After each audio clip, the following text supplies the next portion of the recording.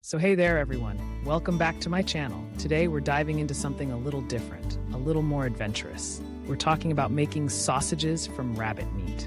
Yes, you heard that right, rabbit. Now, before you raise an eyebrow or think that sounds weird, let me tell you, rabbit is not only delicious, but also an incredibly sustainable meat option. So let's get into it. First off, let's chat about why you might want to consider rabbit meat in your culinary adventures. For starters, it's leaner than chicken and has a mild flavor that can take on a variety of seasonings. Plus, it's packed with protein and lower in calories, making it a great choice for those of us who are health conscious. And let's not forget about the environmental impact. Raising rabbits requires far less land and water compared to traditional livestock. It's a win-win for your palate and the planet. Now, if you're new to rabbit meat, you might be wondering where to find it. Many local farmers markets sell rabbit, and some grocery stores have it in their meat sections. If you're feeling particularly adventurous, you could even consider raising your own rabbits. I mean, how cool would it be to know exactly where your meat comes from? Just a thought. Once you've got your hands on some rabbit, it's time to get into the nitty-gritty of turning it into sausage. The first step is breaking down the rabbit. You'll want to remove the legs, the back, and the tenderloin. If you're not sure how to do this, there are plenty of tutorials online that can walk you through the process. Don't be intimidated. It's just like breaking down chicken or pork. Now, let's talk about the meat to fat ratio. For sausages, you want a nice balance to keep them juicy. Rabbit meat is quite lean, so you'll want to add some fat.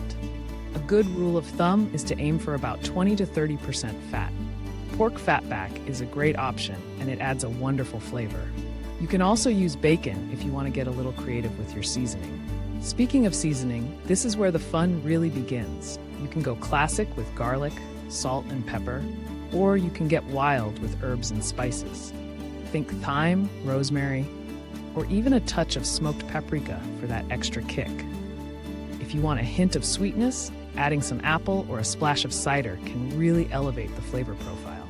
The beauty of making your own sausages is that you can tailor them to your taste.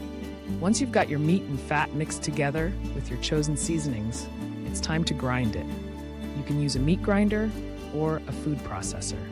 If you're using a food processor, just pulse it until it's finely ground but not mushy. You want to maintain some texture. Now, if you're making sausages, you'll need casings. You can find natural hog casings at specialty stores or online. If you prefer a more modern approach, there are also collagen casings that are easier to work with and don't require soaking. Whichever you choose, make sure to rinse them thoroughly before using. Once your casings are prepped, it's time to stuff. If you've never done this before, it can be a bit messy, but don't worry, messy is part of the process. You'll want to use a sausage stuffer or a funnel to fill the casings with your meat mixture. Make sure you pack it in tightly, but not too tight. Air pockets can lead to bursting during cooking. Tie off the ends of the casings with kitchen twine, and you're all set. Now you might be wondering about cooking options. You can grill, pan fry, or even bake your rabbit sausages. If you're grilling, keep the heat medium to low to ensure they cook through without burning. If you're pan frying, a little olive oil in the pan goes a long way. And if you're baking, I recommend preheating your oven to around 375 degrees Fahrenheit and cooking them until they reach an internal temperature of 160 degrees Fahrenheit. While they're cooking, let's take a moment to appreciate the versatility of rabbit sausages.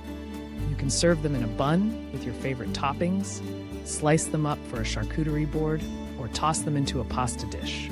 The possibilities are endless. And if you have leftovers, if that ever happens, they make a fantastic addition to soups or stews. Now, I know some of you might still be on the fence about trying rabbit meat, and that's totally okay. It's not for everyone, but if you're looking to expand your culinary horizons, I encourage you to give it a shot. It's a unique flavor experience that can bring a whole new dimension to your cooking. Plus, you can impress your friends and family with your homemade sausages. Before we wrap up, I want to remind you that making sausages at home is not just about the end product. It's also about the process. It's a labor of love, and there's something incredibly satisfying about creating something from scratch. So whether you're a seasoned chef or a curious newbie, I hope you feel inspired to give rabbit sausages a try. Thanks for joining me today. If you liked this video, don't forget to give it a thumbs up, subscribe for more culinary adventures, and drop a comment below if you have any questions or if you've ever made sausages before. Until next time, happy cooking.